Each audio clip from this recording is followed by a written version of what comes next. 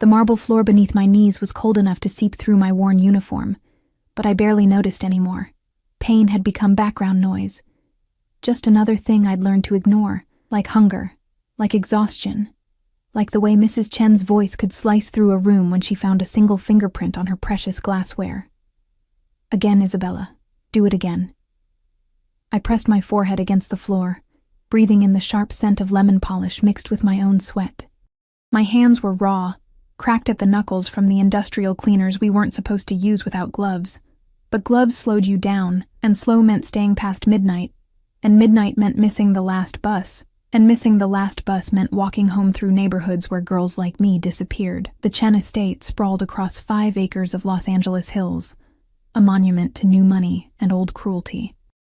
I'd been cleaning it for 6 months, ever since the temp agency had placed me here with a warning. Don't mess this up. The Chens go through staff like tissues, but they pay well enough that people keep applying. They hadn't mentioned why people kept leaving. I scrubbed the same section of floor for the 3rd time, watching my distorted reflection ripple in the polished surface. 23 years old and invisible. That's what I'd become. The girl who cleaned up after people who'd never once looked at her face. Sometimes I wondered if I'd even cast a shadow anymore, or if I'd simply faded into the furniture, another fixture in someone else's palace. You missed a spot. Mrs. Chen's Louboutins clicked past my head. I didn't look up.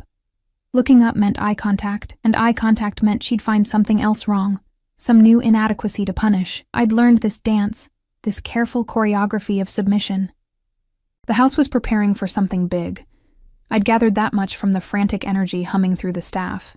Extra security had been stationed at every entrance since yesterday. The regular guards I'd grown accustomed to ignoring had been replaced by men who looked like they'd break you first and ask questions never. They wore expensive suits that couldn't quite hide the weapons beneath, their eyes constantly scanning, assessing threats in every shadow.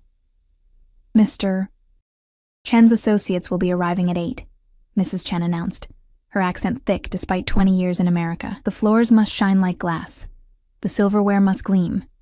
If anything is out of place, anything, you're finished here. Understood? Yes, ma'am. She walked away, trailing Chanel No. 5 and disapproval. I sat back on my heels, finally allowing myself a breath. Through the floor-to-ceiling windows, Los Angeles sprawled beneath us like a galaxy of broken promises. Somewhere down there was the apartment I shared with 3 other girls, a 400-square-foot box where we took turns sleeping because there were only 2 beds. Somewhere down there was the life I'd imagined when I'd left Arizona. College, career, becoming someone who mattered. Instead, I was here, making floors shine for people who wouldn't spit on me if I was on fire.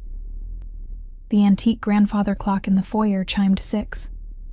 2 hours until the guests arrived. I gathered my supplies, careful not to let the bottles clink together. Sound carried in this mausoleum, and Mrs. Chen had ears like a bat. The kitchen was chaos, caterers shouting in Mandarin and Spanish, the head chef screaming about truffle oil, someone dropping an entire tray of champagne flutes that shattered like ice against tile. I slipped through the carnage, invisible as always, heading toward the service hallway that led to the wine cellar. That's where I first smelled him. Not saw him, smelled him. Tobacco and bergamot, expensive leather and something darker, something that made the hair on my neck stand up the way it does before a thunderstorm.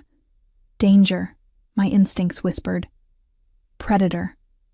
I froze in the hallway, my heart suddenly loud in my ears. Lost? The voice came from behind me, low and smooth as smoke. I turned slowly, and the world tilted. He stood in the shadows near the cellar entrance, a figure carved from darkness and sharp edges. Tall, well over 6 feet, with shoulders that filled out his black suit in a way that suggested violence barely contained. His face was all brutal angles and aristocratic bones, the kind of handsome that felt dangerous, like touching a blade to see if it's sharp. Dark hair swept back from his forehead, and eyes so deep brown they looked black in the dim hallway watched me with an intensity that made my skin burn, but it was the stillness that terrified me most. He didn't fidget, didn't shift his weight, didn't blink. He simply existed in that space like a panther deciding whether you were prey or not worth the effort.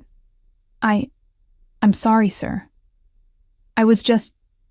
My voice came out smaller than I wanted. Broken. I hated how I sounded, like a frightened child. Just? He tilted his head slightly, studying me the way a scientist might study an insect. Just what? Getting more polish. For the floors. Mrs. Chen wants... I know what Mrs. Chen wants. He stepped forward, and the hallway seemed to shrink around us. That's not what I asked. Up close, I could see details that made my stomach clench. A thin scar ran from his temple to his jaw, silver against olive skin. His hands, resting casually in his pockets, bore the faint marks of old burns across the knuckles. And his eyes. God. His eyes held something ancient and tired, like he'd seen every ugliness the world had to offer, and had emerged victorious but not unscathed. I'm not lost, sir. I work here. I know. The corner of his mouth lifted in something that wasn't quite a smile. Isabella Moreno, 23, originally from Tucson. No family, no degree, 3 part-time jobs. You've been cleaning the Chen residence for 6 months, 7 days a week, 10 to 12 hours per shift. You take the 11:47 bus home every night except Wednesdays, when you stay late and walk. Foolish. The blood drained from my face. How do you... I make it my business to know who moves through spaces I occupy. He pulled a hand from his pocket, and I flinched. Actually flinched. But he only reached past me to straighten a painting on the wall, his arm brushing my shoulder. The brief contact sent electricity racing down my spine. This hallway leads to the wine cellar. The wine cellar leads to the garage. The garage leads outside, a clever exit route for someone who wanted to avoid attention.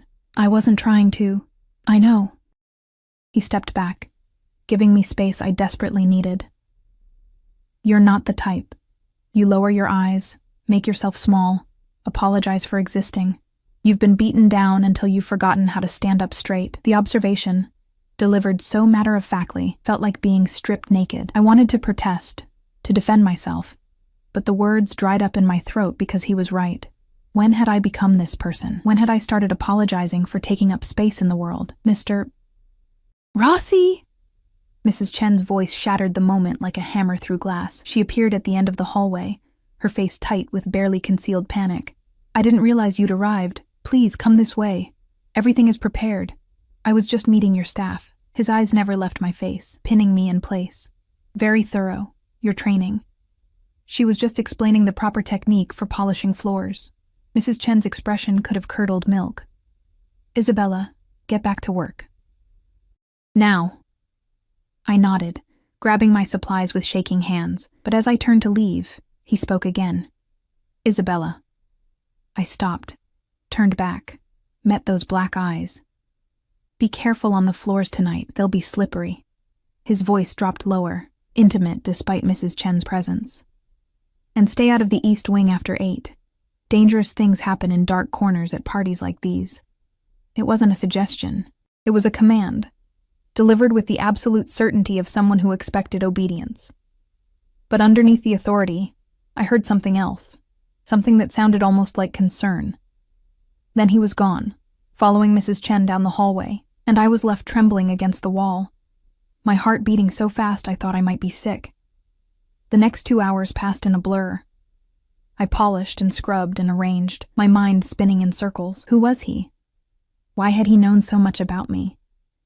And why did the way he said my name feel like a brand burning into my skin? At 7:30, the house transformed. Lights dimmed to a golden glow. Music drifted through rooms, something classical and haunting. The caterers emerged from the kitchen with trays of food that probably cost more than I made in a month. And the guests began to arrive. They came in expensive cars with tinted windows. Men in suits that cost 5 figures, women dripping in jewels that could have fed a small country. But there was something off about them, something that set my teeth on edge. These weren't the usual Los Angeles elite, tech billionaires and entertainment moguls. These people moved differently, spoke in careful tones, their eyes constantly assessing exits and threats. I'd seen enough crime documentaries to recognize predators when I saw them. I kept to the edges, as invisible as possible, clearing glasses and wiping surfaces. The conversations floated around me, discussions of territories and shipments, of problems that had been handled and people who had disappeared. My blood ran cold. What kind of party was this? The Rossi family sends their regards, someone said near me, and I stilled. Rossi, the man from the hallway. Dante Rossi is here? Another voice replied, hushed and reverent. I thought he never attended the Chen's events. Special circumstances. Word is he's finalizing the port contracts tonight. I moved away quickly, my pulse pounding. Dante Rossi. Even I'd heard that name whispered in certain circles. Always with fear. Always with respect. The youngest Don in Los Angeles history. A man who'd inherited his father's empire at 25 and had tripled its size in 3 years through sheer ruthlessness and strategic brilliance. A man who made people disappear. And I'd stood in a hallway with him, alone, while he'd recited my life story like he'd memorized it. I needed to leave. Right now. This wasn't worth minimum wage and bus fare. But as I headed toward the service exit, Mrs. Chen intercepted me, her nails digging into my arm. Where do you think you're going? The library needs to be prepared for the private meeting, now. Mrs. Chen, I really think I don't pay you to think. Move. She shoved me toward the stairs, and I climbed with leaden feet. The library was on the 2nd floor, in the east wing, exactly where Dante Rossi had told me not to go. The room was dark when I entered, lit only by the city lights streaming through the windows. I fumbled for the lamp switch, my hands shaking so badly I could barely grip it. The light flooded the space, revealing walls of leather-bound books, a massive mahogany desk, and Dante Rossi, collapsed on the floor, clutching his chest. His face was gray, twisted in pain. One hand pressed against his heart while the other reached out, grasping at nothing. His breathing came in short, desperate gasps. Help, he choked out, his eyes finding mine. Help me. For a split second I froze. Every survival instinct I possessed screamed at me to run. To get out. To not get involved with whatever this was. This man was dangerous. This man was probably dying from some kind of hit. Some revenge killing. And helping him meant painting a target on my own back. But then I saw his hand trembling, saw the genuine fear in those black eyes. And something inside me, something I thought had died long ago, surged to life. I dropped to my knees beside him, my hands hovering over his chest. Where's your phone? I'll call an ambulance. No. He grabbed my wrist with surprising strength, his fingers like iron bands. No ambulance, no calls, just another gasp. Just stay. You're having a heart attack, you need a hospital. No hospitals. His grip tightened. They'll kill me there. Finish the job. Oh God. This was exactly what I'd feared. I was kneeling in the middle of a mob assassination, holding the hand of a dying crime boss, and any second now, someone would burst through that door and... Please. His voice cracked, vulnerable in a way that shattered something in my chest. Don't leave me alone. Not like this. I'd been alone my whole life. I knew what it felt like to face darkness with no one to hold your hand. And despite everything, despite the danger, despite the fear, despite my better judgment, I couldn't do it to someone else. Okay, I whispered, settling beside him on the floor. Okay, I'm here. I'm not leaving.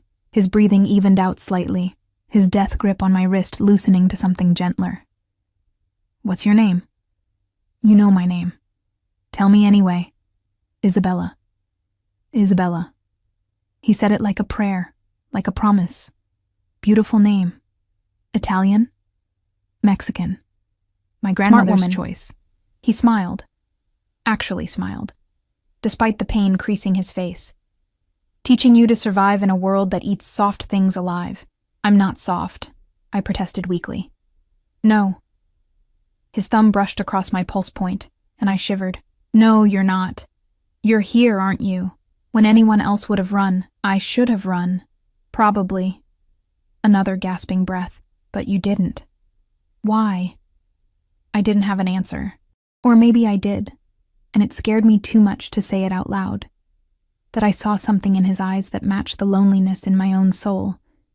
That for just a moment, I'd stopped being invisible. So instead, I did something insane.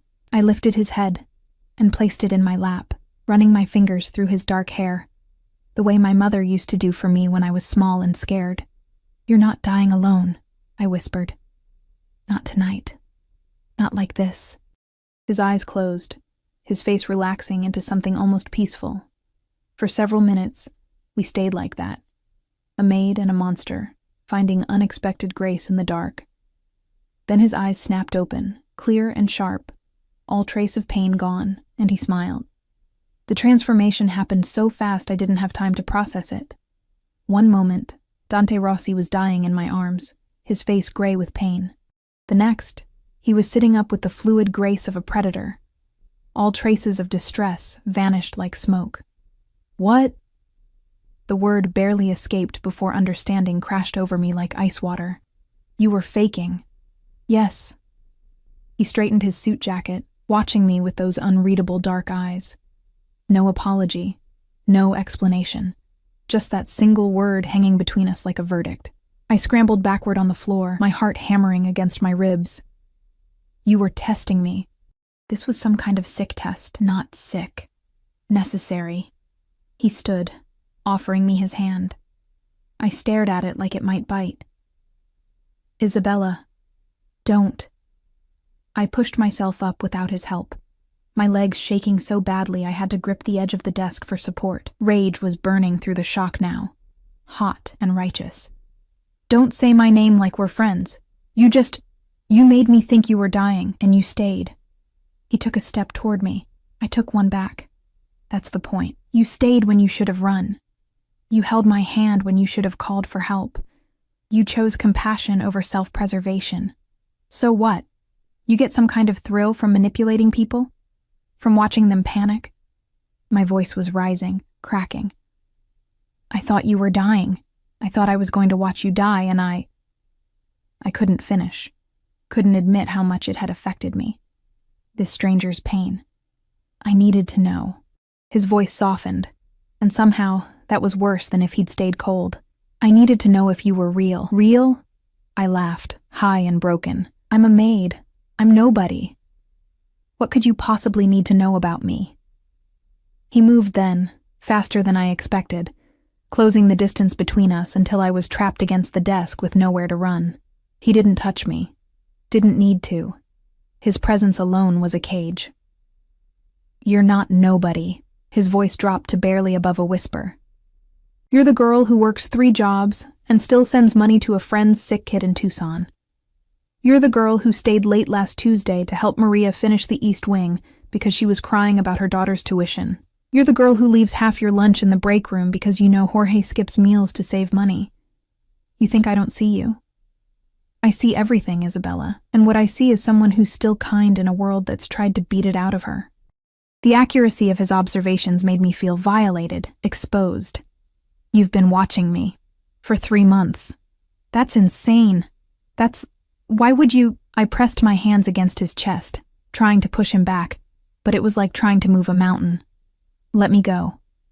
Not yet. His hands came up to rest on the desk on either side of me, boxing me in. Not until you understand. Understand what? That you're a psychopath who stages heart attacks for fun? That I'm choosing you. The words hit like a physical blow. I'm choosing you to be my wife. The world stopped. Actually stopped. Time crystallized into this single impossible moment. Your wife, I repeated, the words tasting foreign on my tongue. You want me to marry you? Yes. We just met. I know everything about you that matters. You're insane. Probably. A ghost of a smile touched his lips. But I'm also serious. Deadly serious. I laughed again, the sound edging toward hysteria. You can't just decide someone's going to marry you. That's not how this works. You can't. People don't. People in my world do exactly what I tell them to do. His voice hardened. But I don't want your obedience, Isabella. I want your choice. That's why the test. I needed to know who you were when you thought no one was watching, when there was nothing to gain and everything to lose. And you? Something flickered in his eyes, something almost vulnerable. You were perfect. I'm not perfect. I'm broken and tired and perfect for me, he interrupted. Perfect for what I need. Perfect for... He stopped himself, jaw clenching. There are things happening, dangerous things. I need someone beside me who won't betray me when the money runs out or the threats get too real. Someone who'll stay when staying is the hardest thing in the world. You don't know that I would. Yes, I do. You just proved it. His hand came up, fingers ghosting along my jaw without quite touching. You held a dying man's hand because you couldn't bear to let him die alone. What do you think you'd do for someone you actually cared about? The implications of his words made my head spin. This is crazy. You're in the Mafia. I heard the conversations downstairs. I'm not stupid. No, you're not, which is why you know I'm offering you a way out. He finally touched me then, his thumb brushing across my cheekbone so gently it made my chest ache. Out of the poverty, the exhaustion, the invisibility, out of scrubbing floors for people who treat you like dirt, I can give you safety, security, a life where you matter. In exchange for what? Being your property? Being my partner? The distinction seemed important to him. Being someone I can trust in a world full of snakes. Being... He stopped, seeming to struggle with words. Being the thing I come home to that reminds me I'm still human. The vulnerability in that admission cracked something in my chest. But I couldn't let it sway me. This was insane. This was... I need to think, I whispered. I need time to... You have until midnight. He stepped back, releasing me from his gravitational pull. Come to the garden at midnight. Say yes, and I'll take you away from here tonight. Say no. His expression hardened. Say no, and you'll never see me again. But you'll be safe. I'll make sure of that. You'll find a new job, a better apartment, everything you need to start over, no strings attached. Why midnight? Because after midnight, circumstances change. After midnight, I won't be able to protect you from the consequences of what happens in this house tonight. Cold fear slithered down my spine. What's happening tonight? Nothing you need to worry about. If you choose me. He moved toward the door, his hand on the handle. Midnight, Isabella. Garden fountain. Don't be late.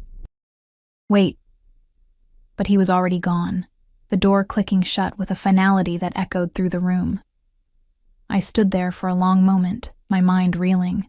Then I ran. I ran down the back stairs, through the service hallways, out into the cool Los Angeles night. My hands shook as I pulled out my phone. But who was I going to call? The police? And tell them what? That a mob boss had fake died and proposed marriage? That I was in danger from something I didn't understand? The party continued inside, music and laughter drifting through the windows.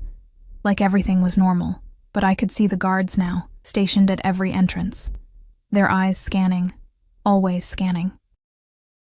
I could see the way the guests moved, predators in expensive clothing, playing at civility while planning violence. And I could see Dante Rossi through the library window, standing in the darkness, watching me run. I made it to the service gate before a hand clamped on my shoulder. Going somewhere? Mrs. Chen's voice was acid. Your shift isn't over. I need to leave. I'm not feeling well. You're feeling fine. You're coming back inside to finish your work. Her nails dug into my arm. And then you're going to explain to me why Dante Rossi is asking about you. My blood froze. He's not. Don't lie to me. I saw you together in the library. What did you do? Did you throw yourself at him like some kind of... I didn't do anything. No? She dragged me back toward the house. Then why is he requesting you specifically to serve the private meeting? Why is he asking how long you've worked here, what you've seen? Oh God. Mrs. Chen, please, I don't know anything. You're a terrible liar. She shoved me through the door. The meeting starts in 10 minutes. You'll serve drinks. You'll keep your eyes down and your mouth shut. And if you do anything to embarrass this household, I'll make sure you never work in this city again. Am I clear? I nodded, mute with terror. The next 10 minutes were a blur of preparation. They dressed me in a formal server's uniform, slicked my hair back into a severe bun, gave me a tray of crystal glasses filled with amber liquid. My hands shook so badly the glasses clinked together. Still, Mrs. Chen hissed. Be still, or I'll have you thrown out. The private meeting was held in the Chen's study. A wood-paneled room that smelled like cigars and old money. 8 men sat around the table, each one radiating the kind of power that came from violence and fear. Dante Rossi sat at the head, looking like a dark angel in his black suit, completely at ease in this den of monsters. "Gentlemen," Mr. Chen began, his voice oily with false friendship. "Let's discuss the port access." "No." Dante's single word silenced the room. "First, let's discuss why you've been skimming 20% off the top of our shipments for the past 6 months." The temperature dropped 20 degrees. Mr. Chen's face went pale, then red. "I don't know what you're talking about. Port manifests don't lie, Chen. Neither do the warehouse records my people obtained last week." Dante pulled out a folder, spreading documents across the table. "You've been stealing from me, from my family. That's a mistake people don't usually survive." I stood frozen by the wall, the tray trembling in my hands. This was it. The violence I'd sensed brewing all night. Someone was going to die in this room. "It was a misunderstanding, Mr. Chen stammered. "A bookkeeping error. $2 million is not an error." Dante's voice never rose, but the threat in it made my stomach clench. "It's theft. It's betrayal. It's grounds for—" He paused, his eyes finding me across the room. Something in his expression shifted. "However, I'm prepared to be merciful." The men around the table looked shocked. Clearly, mercy wasn't Dante Rossi's usual play. "You have something I want," Dante continued, still watching me. "Something more valuable than money. Give it to me, and we'll call your debt paid." Mr. Chen's eyes darted around, desperate. "Anything. Whatever you want. Her." Dante pointed at me. "Isabella Moreno. I want her contract transferred to me, immediately." "My contract? I don't have a contract." "Yes, you do." Mrs. Chen's smile was pure venom. "When you signed on through the temp agency, you agreed to an indentured service contract, 2 years minimum. We own you, sweetheart." The room spun. "That's why no one ever quit. That's why they could treat us however they wanted. We were slaves, dressed up in legal paperwork. Is this true?" I looked at Dante, betrayed. "You knew about this?" "I know everything about the Chen's operation." His face was unreadable, including their habit of exploiting desperate women through illegal labor contracts. "So, Chen, what do you say?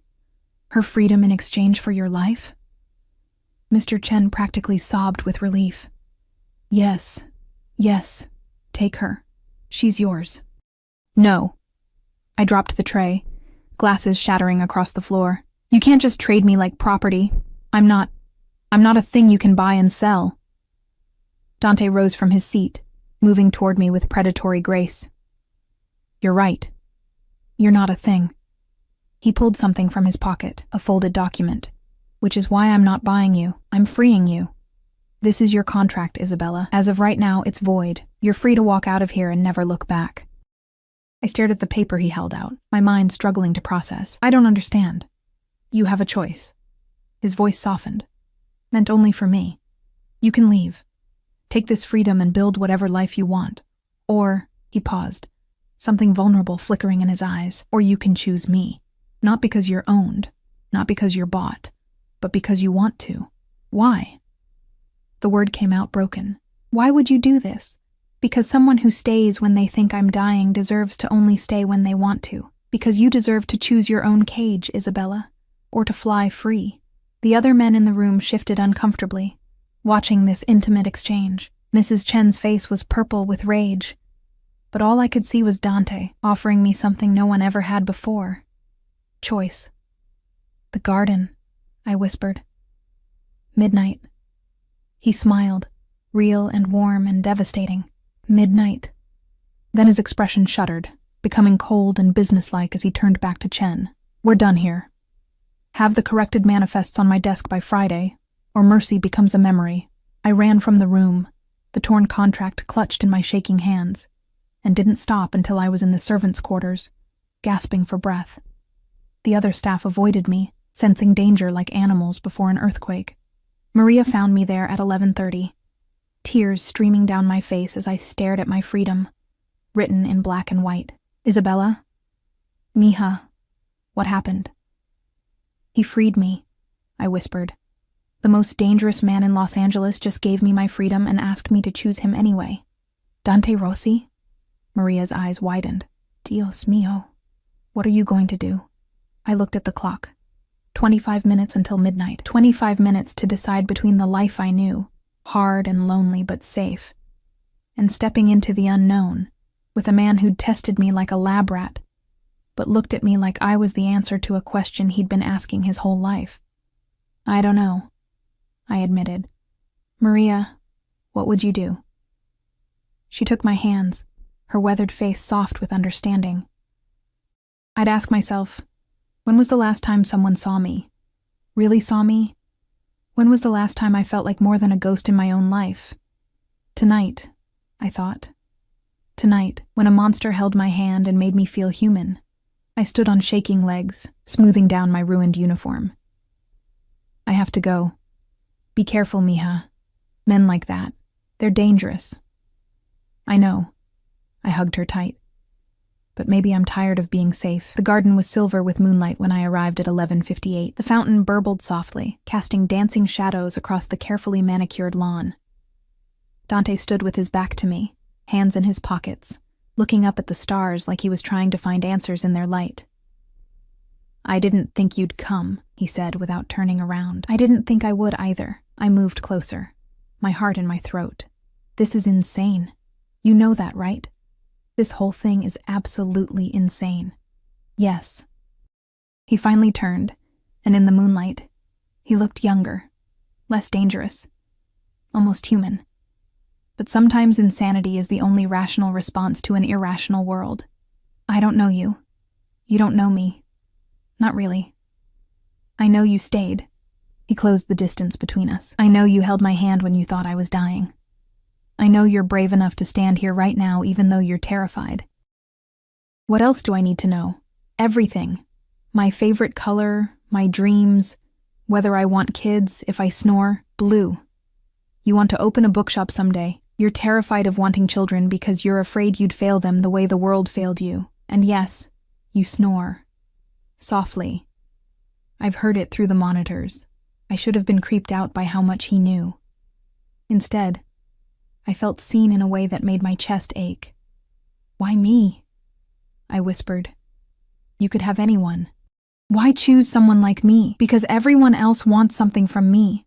Power, money, protection. You wanted nothing except to ease the pain of a dying stranger.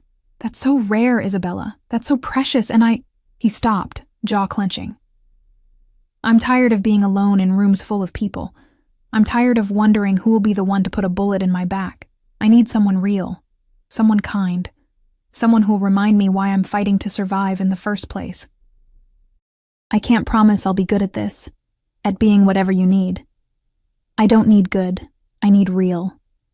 His hand came up, cupping my face with surprising gentleness. So tell me, Isabella Moreno, will you take a chance on the devil? Will you let me show you that you're worth more than minimum wage and midnight buses? Will you marry me? I looked into his dark eyes and saw my own loneliness reflected back at me. Two damaged people reaching for connection in the darkness. Yes, I breathed. God help me, yes. He kissed me then, soft and almost reverent, like I was something precious he was afraid of breaking. And in that moment, with moonlight silver on our skin and the future a terrifying unknown, I felt something I hadn't felt in years. Hope. We leave tonight, he murmured against my lips. I have a car waiting. We'll fly to Vegas, get married before sunrise. By the time the sun comes up, you'll be Isabella Rossi, and no one in this city will ever be able to hurt you again. What about my things?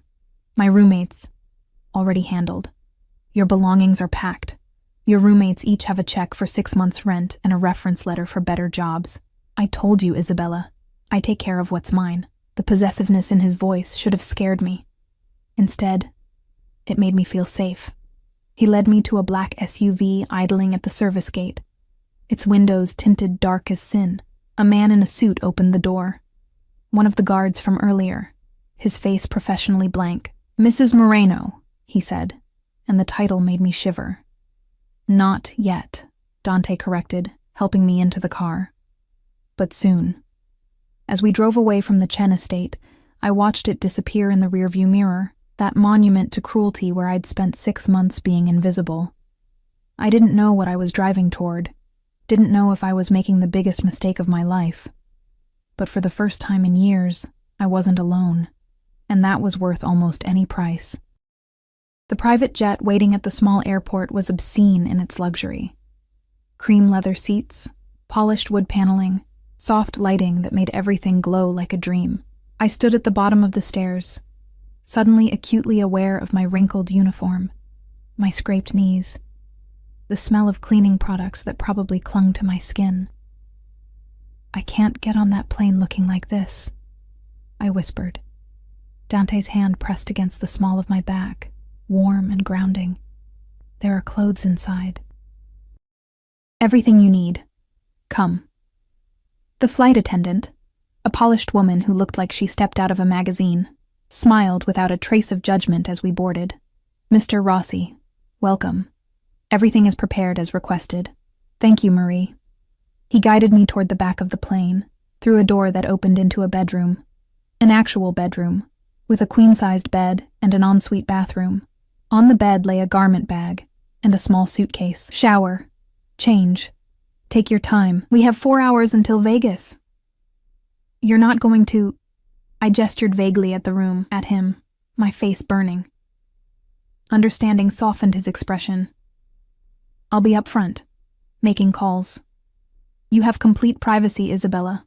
I'm not going to rush you into anything you're not ready for. But we're getting married tonight. Marriage is a legal document, a promise. What happens after—" He stepped closer, his thumb brushing across my jaw. "What happens after goes at whatever pace you set. I can be patient when something matters." The gentleness in his voice undid something in my chest. I nodded, mute, and he left, closing the door softly behind him. The shower was heaven. Hot water, expensive soap that smelled like jasmine, shampoo that actually made my hair feel soft instead of stripped. I stood under the spray until my skin turned pink, washing away 6 months of the Chen estate, of invisibility, of survival mode. When I finally emerged, wrapped in a towel softer than anything I'd ever owned, I opened the garment bag with shaking hands. Inside was a dress, simple, elegant, cream-colored silk that fell like water. Not a wedding dress, nothing so presumptuous, but beautiful in its understated grace. The suitcase held underwear in my exact size, a pair of low heels, basic makeup, even a hairbrush. He'd thought of everything. I dressed slowly, my hands trembling. The dress fit perfectly, skimming my curves without being tight, the silk cool against my clean skin. I dried my hair, leaving it loose around my shoulders because I didn't know how else to style it. Minimal makeup. I'd never been good at more than that anyway. When I looked in the mirror, I barely recognized myself. For the first time in months, I looked like a person instead of a ghost. The plane was already in the air when I emerged. Dante sat in one of the leather seats, phone pressed to his ear, speaking rapid Italian. He looked up as I approached, and whatever he was saying died mid-sentence. "I'll call you back," he said, not taking his eyes off me as he ended the call. The way he looked at me made my skin feel too tight, too hot, like I was the only thing in the universe that mattered. "Beautiful," he said quietly. "I knew you would be, under all that exhaustion. But seeing it—" He stood, closing the distance between us. "You're going to destroy me, Isabella. I don't understand. I know." His smile was rueful. That's part of why. He guided me to sit, then surprised me by taking the seat beside me instead of across. Close enough that our shoulders touched, close enough that I could smell his cologne, that same tobacco and bergamot that had terrified me in the hallway. "Tell me about the bookshop," he said. I blinked at the non-sequitur. "What?" "Your dream. The bookshop you want to open someday. Tell me about it." "Why?" "Because I want to know you.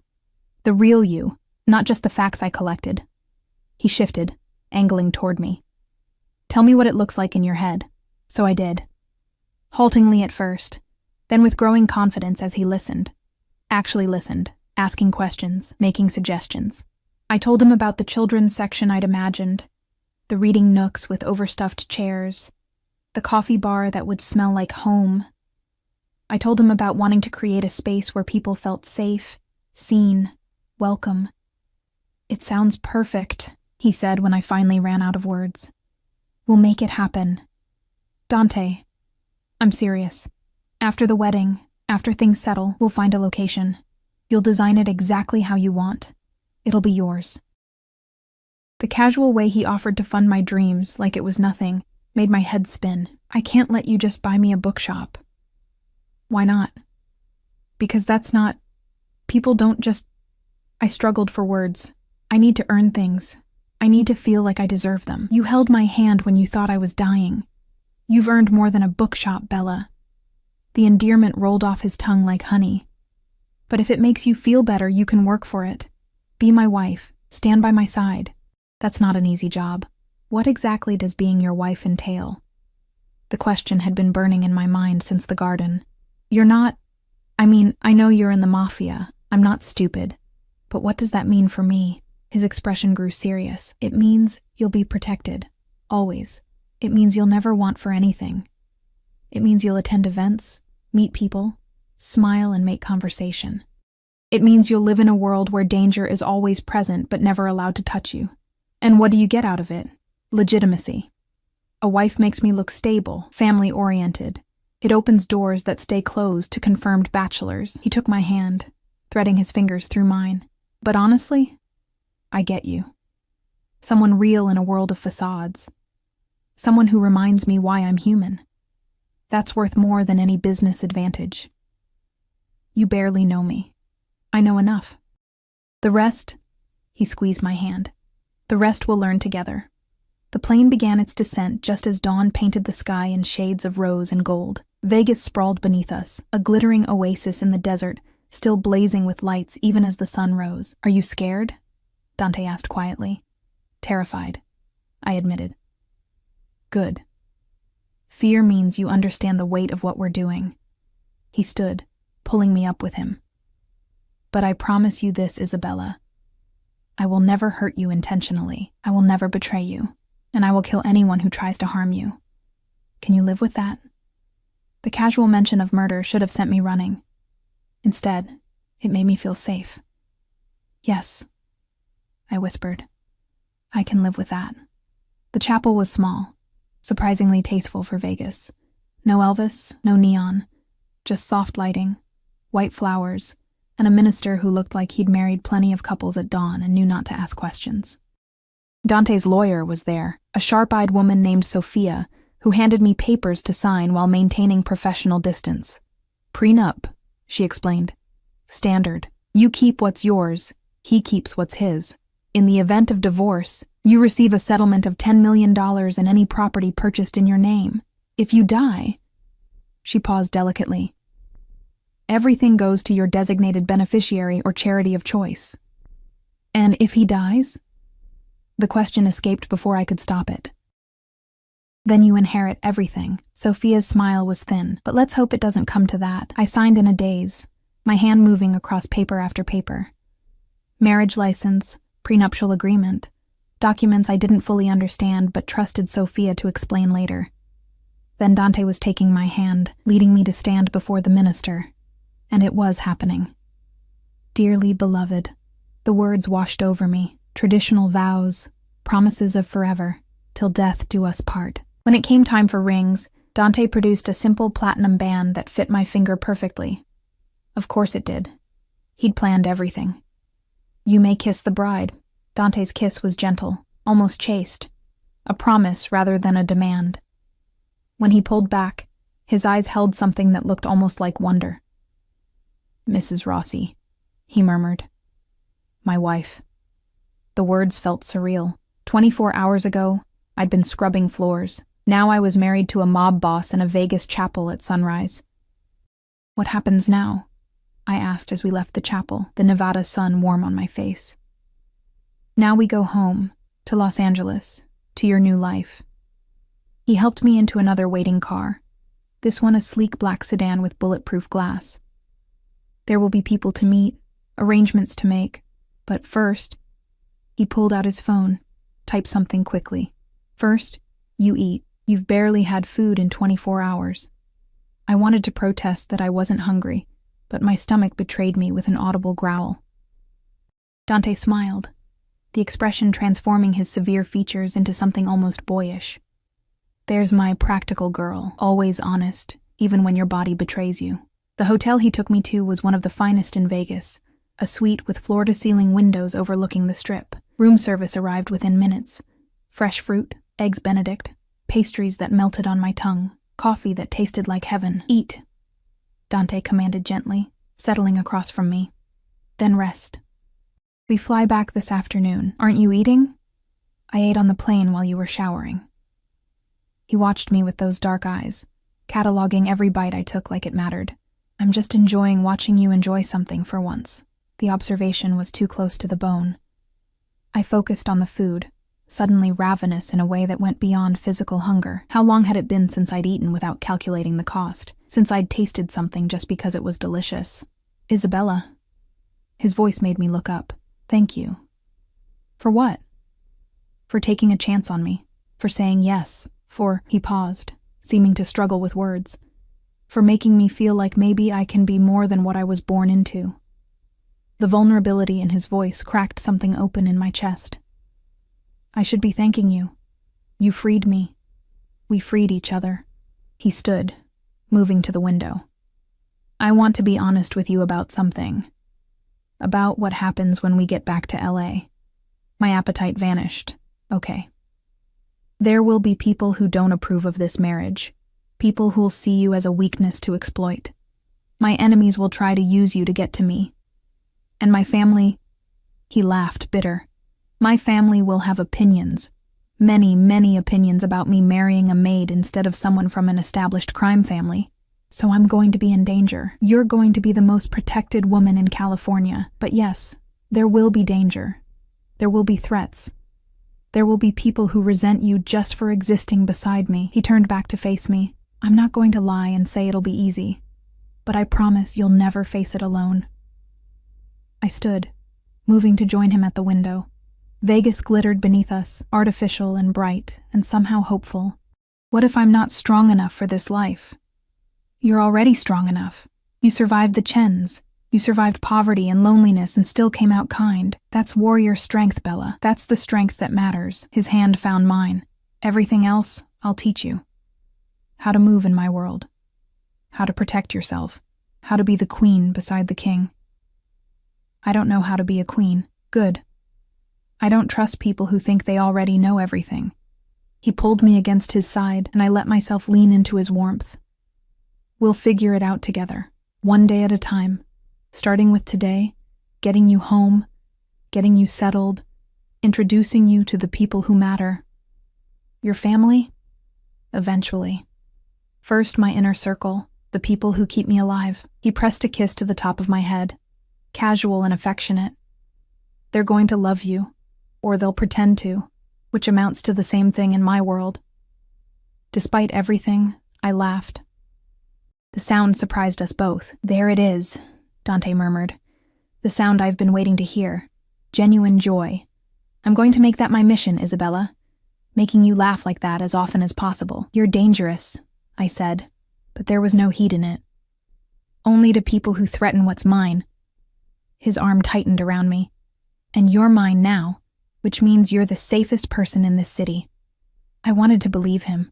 God, I wanted to believe that safety was possible, that this beautiful dream wouldn't shatter like everything else good in my life. But as I stood there in his arms, watching the sun rise over Vegas on my wedding day, I let myself hope. Just for a moment.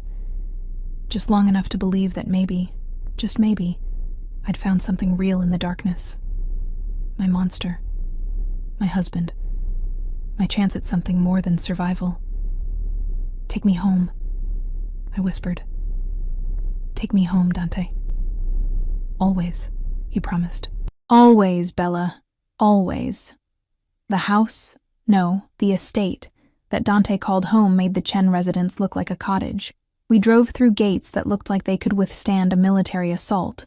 up a winding drive lined with trees that had probably been planted before I was born, until we reached a modern masterpiece of glass and stone that seemed to grow out of the hillside itself. "This is home," Dante said, watching my face carefully as the car stopped. I couldn't find words. The place was stunning. All clean lines and floor-to-ceiling windows that offered views of Los Angeles sprawling below like a carpet of lights. Even in daylight, I could see how the city would look at night from here. A galaxy of possibilities, all of them far below us. "It's too much," I finally managed. "It's safe. That's what matters." He helped me out of the car, his hand steady on my elbow. "The windows are bulletproof. The security system is military grade. There are 12 guards on rotation, cameras on every entrance, and a safe room in the basement that could withstand a siege. You're protected here, Isabella, always." The casual mention of needing that level of security should have terrified me. Instead, it grounded me in the reality of what I'd chosen. This wasn't a fairy tale. This was survival, dressed up in expensive architecture. The front door opened before we reached it. A woman in her 50s stood there, dressed in simple but elegant clothing, her gray hair pulled back in a neat bun. Her face was kind but assessing as her eyes landed on me. "Mr. Rossi," she said, her voice warm with genuine affection. "Welcome home. And this must be my wife, Isabella." The pride in Dante's voice when he said it made something flutter in my chest. "Bella, this is Rosa. She manages the household. Anything you need, she's the person to ask." "Wife?" Rosa's eyebrows shot up, but she recovered quickly, a smile spreading across her face. "Well then, Mrs. Rossi, welcome home. I must say you've surprised us all. I've surprised myself," I admitted. Rosa laughed, the sound genuine and warm. "I like her already. Come inside. You must be exhausted. I've prepared the master suite," and she paused, glancing at Dante. "Should I prepare a separate room as well?" "No," Dante said firmly, then looked at me. "Unless you want." "No." The word came out stronger than I felt. "We're married. We share a room." Something fierce and possessive flashed in Dante's eyes. "Good." Rosa led us through the house, pointing out rooms as we went, a living area with furniture that looked too expensive to sit on, a kitchen that could have serviced a restaurant, a library with more books than I'd seen outside of an actual library. Every space was beautiful, modern, and slightly impersonal, like a magazine spread rather than a home. "We haven't had a woman's touch here in years," Rosa said, as if reading my thoughts. "Since Mr. Rossi's mother passed. Feel free to change anything you like, Mrs. Rossi. Make it yours." The master suite was on the second floor, overlooking the city. The bedroom alone was bigger than the apartment I'd shared with 3 other girls. A king-sized bed dominated the space, covered in white linens that looked cloud-soft. Through an open door, I could see a bathroom with a tub big enough to swim in. "Your things are being delivered this afternoon," Dante said, "though I suspect you'll want to shop for more. Rosa can take you, or I can assign someone. I can take myself." The words came out sharper than intended. "I mean, I'm capable of—" "I know you're capable." He moved closer, his hand cupping my face. "But you're also the wife of Dante Rossi now. That means you don't go anywhere without security. Not because I don't trust you, but because I don't trust the world not to try to hurt you to get to me." The reality of my new life settled over me like a weighted blanket. "So I'm a prisoner. You're protected. There's a difference." His thumb stroked across my cheekbone. "But I understand it feels like a cage right now. Give it time. You'll learn to move within it, find freedom in the boundaries, and if you really need to go somewhere alone, we'll talk about it. Figure it out together." Rosa cleared her throat delicately. "I'll leave you to settle in. Lunch will be ready in an hour, or I can bring something up if you'd prefer privacy." "Up, please," Dante said, not taking his eyes off me. "And Rosa, send word to Marco and Antonio. Family meeting tonight, 7 o'clock. "Of course, sir." Rosa left, closing the door softly behind her. Suddenly, I was alone with my husband in our bedroom, and the weight of everything that had happened in the past 24 hours crashed over me like a wave. "I need a minute," I whispered, moving toward the bathroom. "I just need—" "Take all the time you need." Dante's voice was gentle. "I have calls to make anyway. Yell if you need anything." I locked myself in the bathroom and immediately felt stupid for it. What was I afraid of? Dante had been nothing but patient, nothing but kind, in his own intense, overwhelming way. But my hands were shaking, my breath coming too fast, and I needed space to process. I'd gotten married, to a Mafia boss, after knowing him for less than a day. The girl staring back at me from the mirror looked like a stranger, clean, well-dressed, wearing a wedding ring that probably cost more than I'd made in my entire life. Who was she? What had I become? A knock on the door made me jump. "Isabella? You okay in there?" "I'm fine," I called back, my voice only slightly unsteady. "You're having a panic attack." "I'm not." "Your breathing is too fast. I can hear it through the door." A pause. "I'm not going to push my way in, but I need you to breathe with me, okay? In for 4 counts, hold for 4, out for 4. Can you do that?" I wanted to be annoyed at his presumption, but he was right. My chest was too tight, my vision spotting at the edges. "Okay." "Good. In, 2, 3, 4. Hold, 2, 3, 4. Out, 2, 3, 4. I followed his voice, the calm steadiness of it anchoring me. Slowly, my heart rate settled. My vision cleared. My hands stopped shaking quite so badly. "Better?" he asked after a few minutes. "Better," I admitted, opening the door.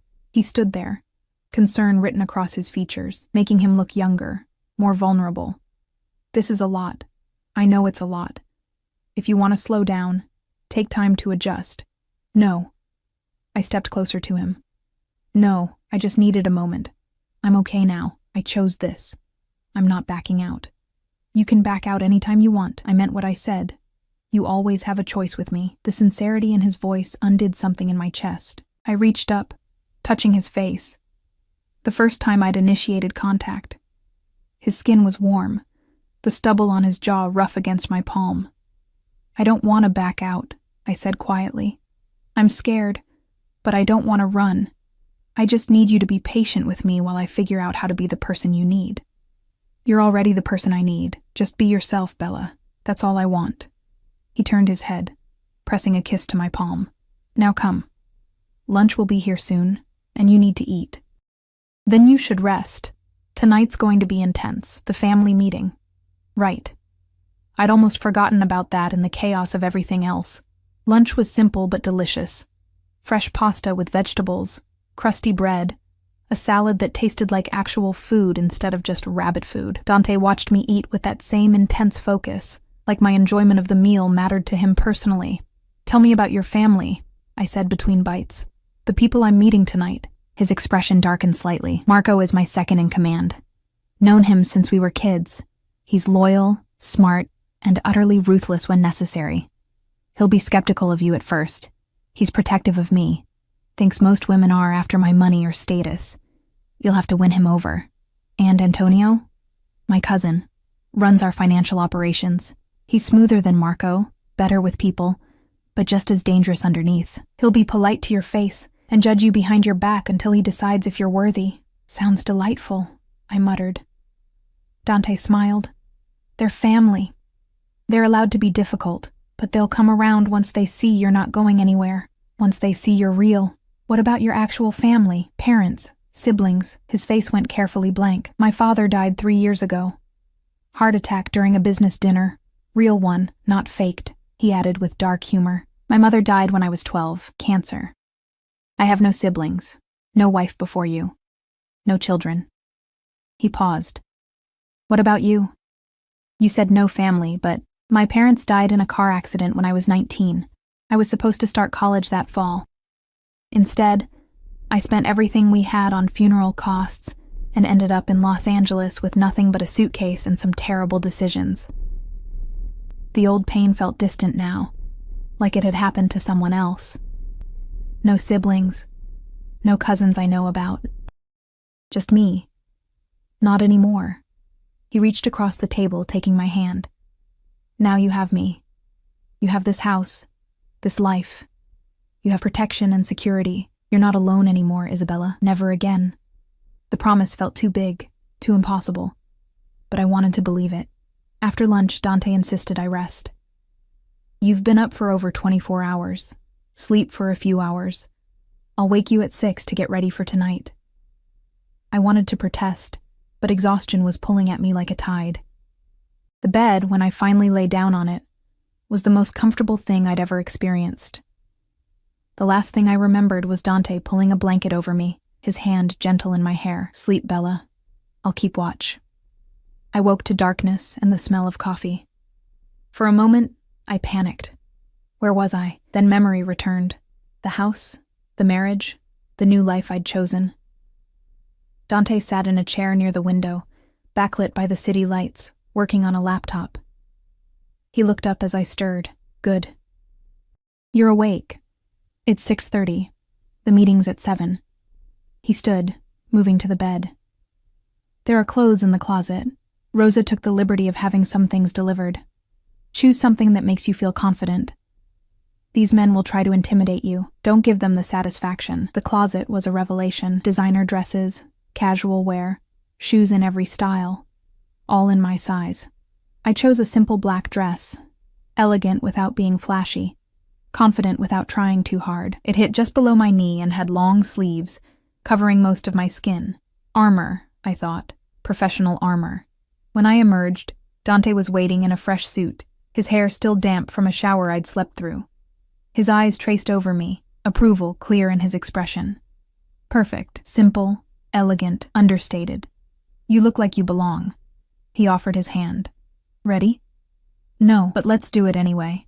The meeting was held in Dante's office, a masculine space of dark wood and leather furniture.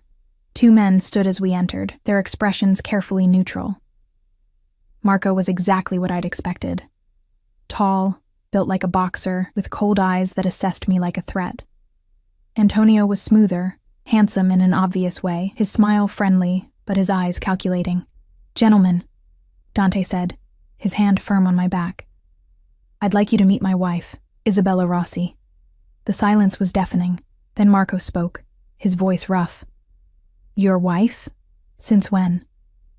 Since this morning. Vegas. You got married in Vegas without telling anyone? Antonio's smooth facade cracked slightly. Dante, what the hell? I don't need permission to make decisions about my personal life, Dante said, his voice taking on an edge. I'm informing you as a courtesy, not asking for approval. Marco's jaw clenched. With all due respect, boss, this affects all of us. You marry some random girl. She's not random. The danger in Dante's voice made the temperature drop. She's my wife. She's family now. And you will treat her with the respect that position demands. I stepped forward before things could escalate further. I know this is sudden.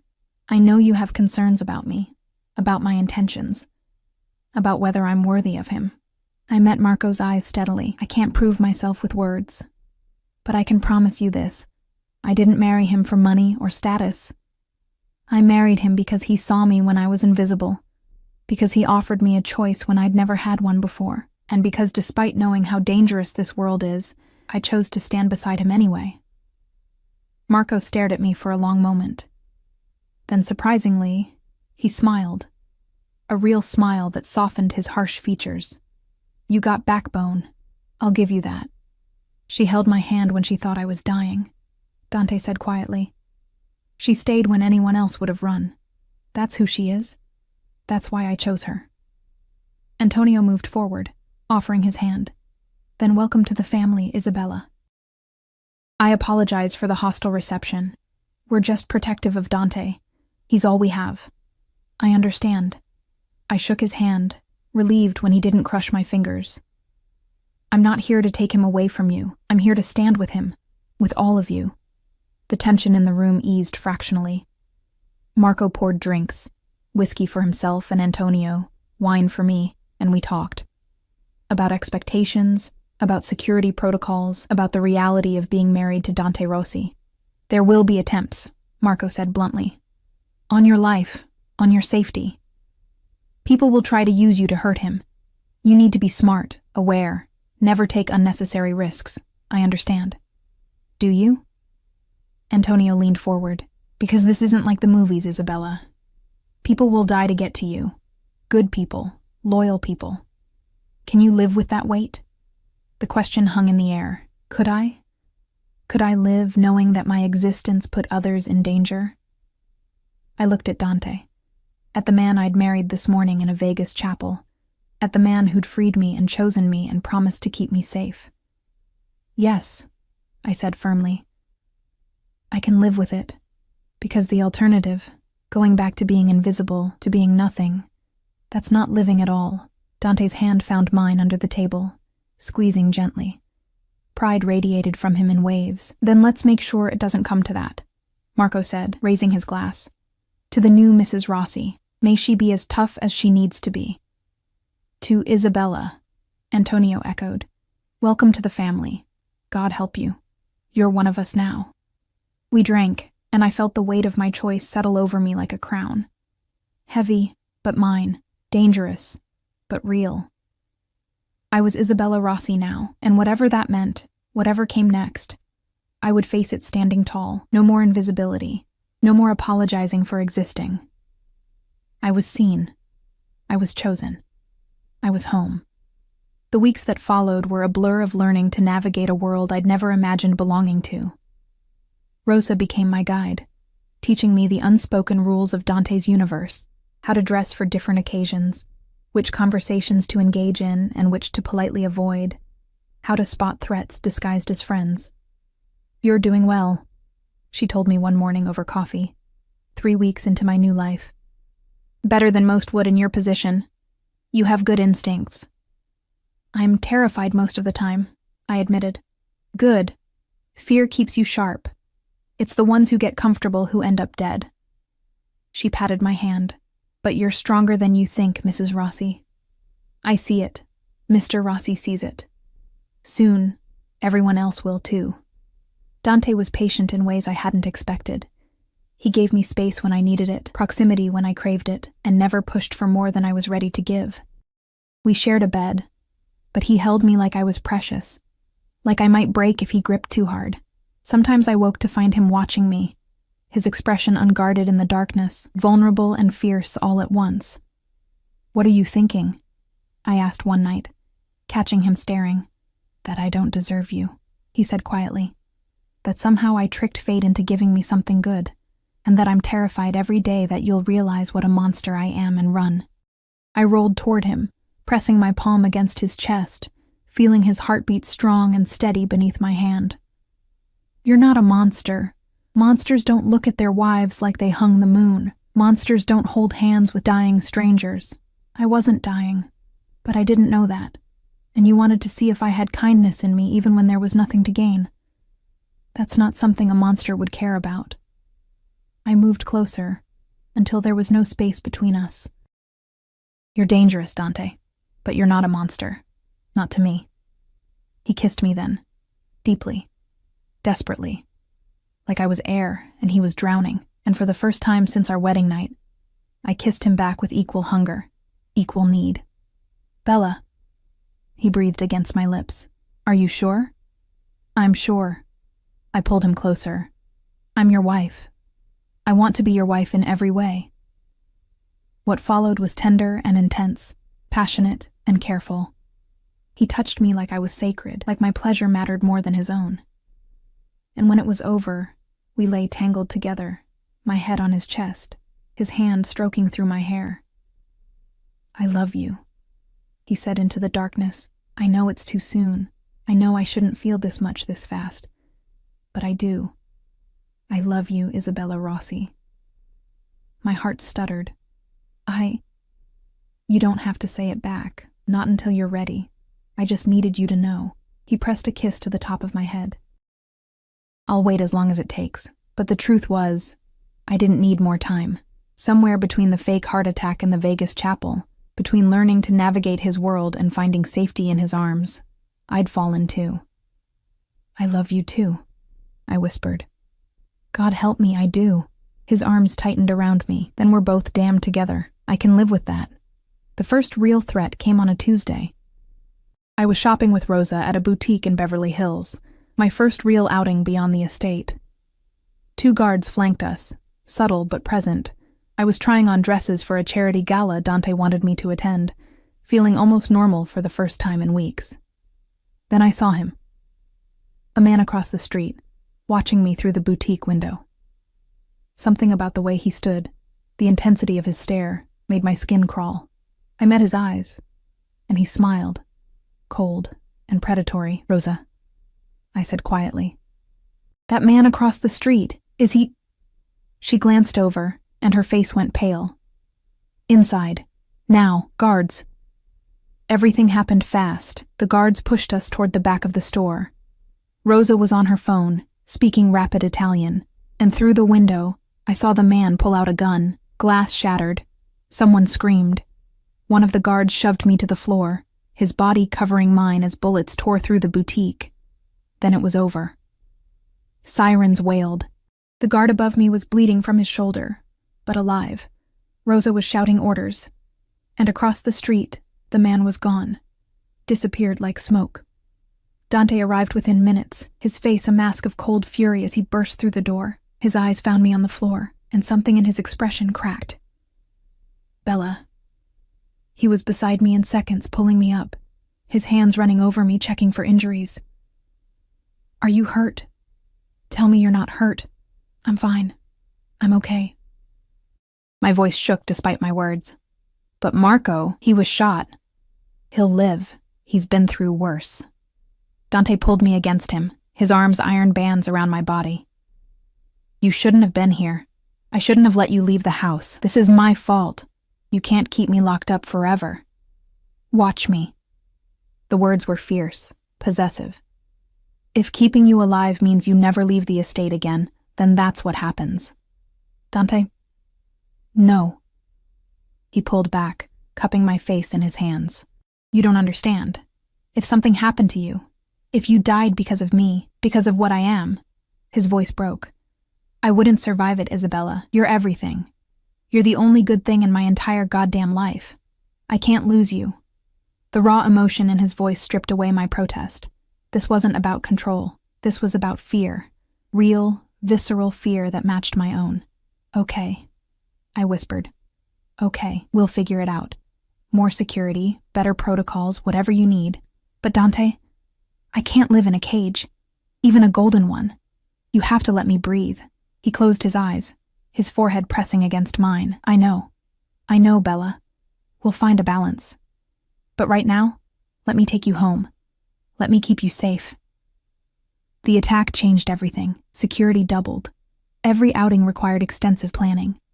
And Dante became even more protective, shadowing me whenever possible, his tension palpable whenever I was out of his sight. "It was the Castellanos," Marco told us that evening, his shoulder bandaged but his spirit unbroken.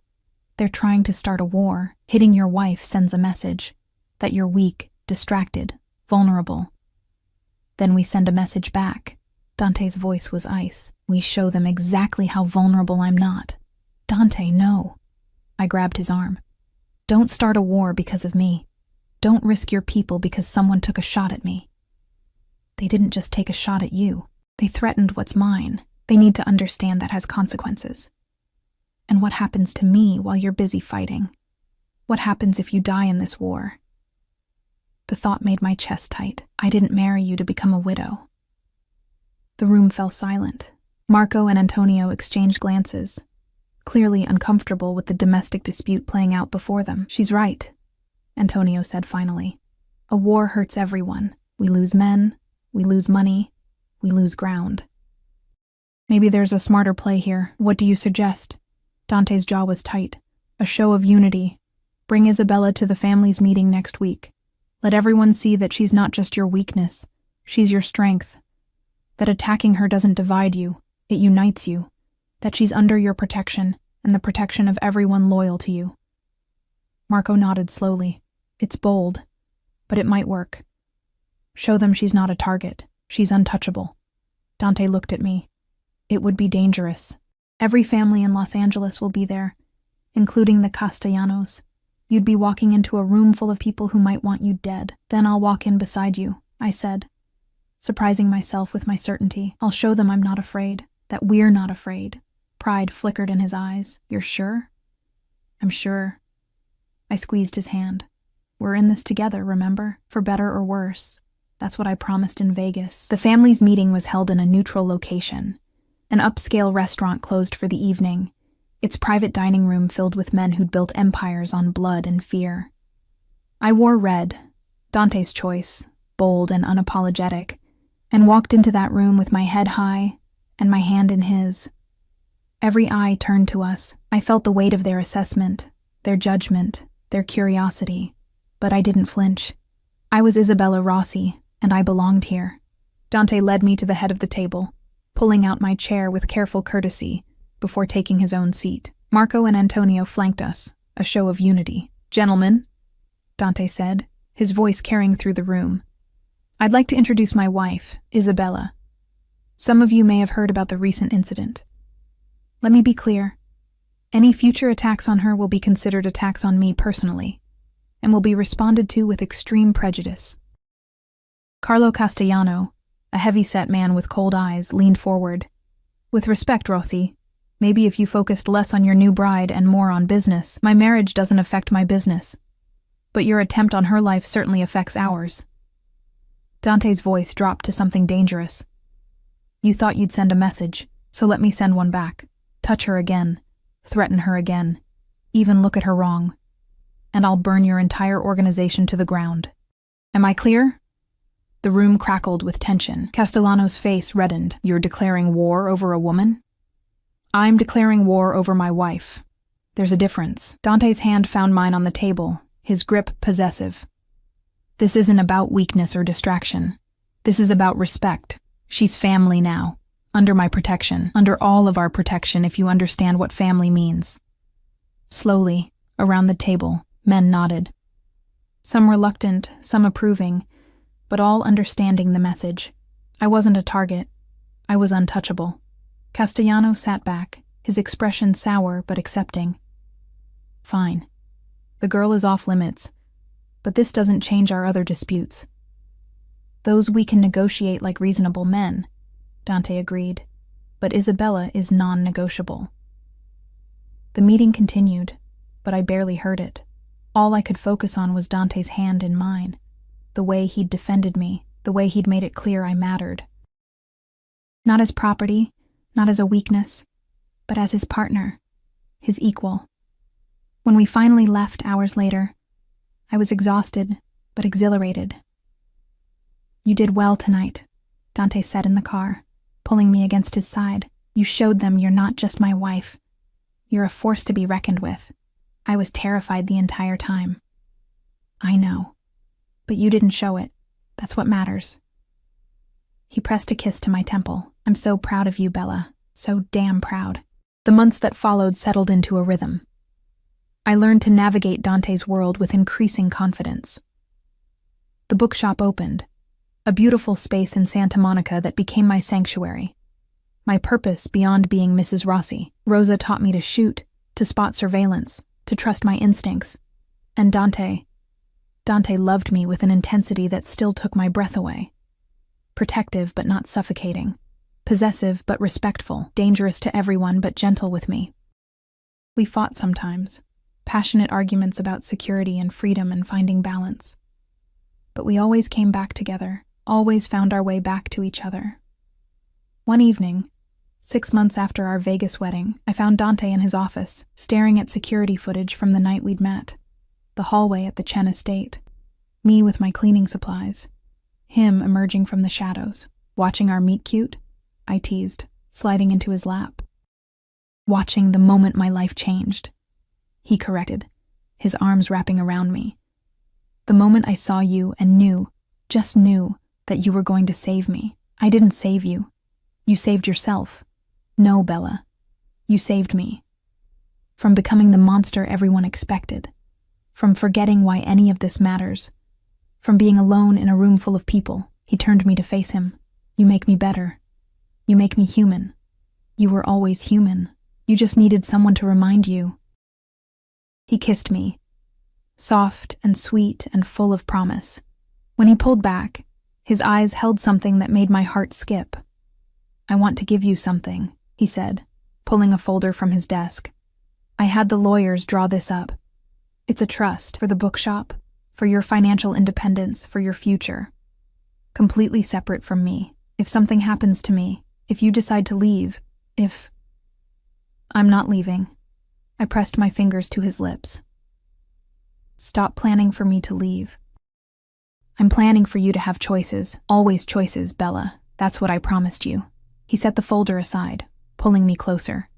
"But I'm hoping, God, I'm hoping you choose to stay. Every day. For the rest of our lives." I looked at this man, this dangerous, complicated, tender man who'd faked a heart attack to test my character, who'd freed me from slavery and given me a kingdom, who'd declared war to keep me safe and built me a bookshop to feed my soul. "I choose you," I whispered. "Every day, every night, in every world and every life.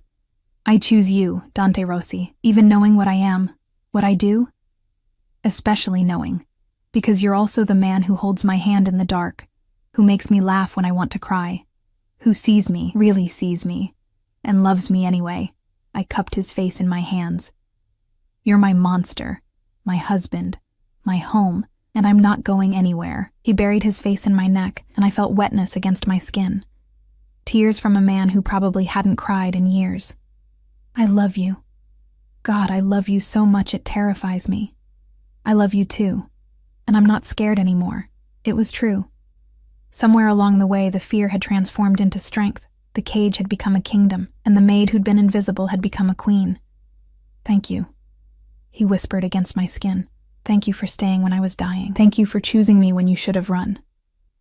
Thank you for being exactly who you are.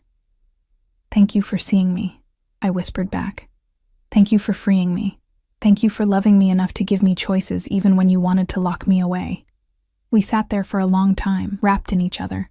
Two broken people who'd found healing in the most unlikely place. The city sparkled below us through the windows. Millions of lives playing out in the darkness. But up here, in this house on the hill, we'd found something rare, something precious. We'd found home in each other's arms. And that was worth every risk, every danger, every impossible choice that had led us here. I was Isabella Rossi, once invisible, now seen, once owned, now free, once alone, now loved beyond measure, and I'd never been happier in my entire life. Outside, the city burned with light and life and endless possibility. Inside, I was wrapped in the arms of a man who'd die to keep me safe and live to see me smile. I thought about that night in the library, when I'd held what I thought was a dying man's hand, when I'd chosen compassion over self-preservation, when I'd proven, to him and to myself, that I was still capable of kindness in a cruel world. It had been a test, but it had also been a beginning, the beginning of everything. "Come to bed," I murmured, standing and pulling him with me. "We have the rest of our lives to watch security footage. Tonight, I just want to be with my husband." He smiled, that rare, genuine smile that transformed his entire face. "As my wife commands." We walked to our bedroom hand in hand, two people who'd found each other in the darkness and chosen to create light together. The future stretched before us, uncertain and dangerous and absolutely beautiful, but whatever came next, we'd face it together, in sickness and health, for richer or poorer, in danger and in safety, till death do us part. And maybe, just maybe, not even then. Because love like ours didn't end when hearts stopped beating. It echoed through eternity, a promise kept in darkness and light. Forever.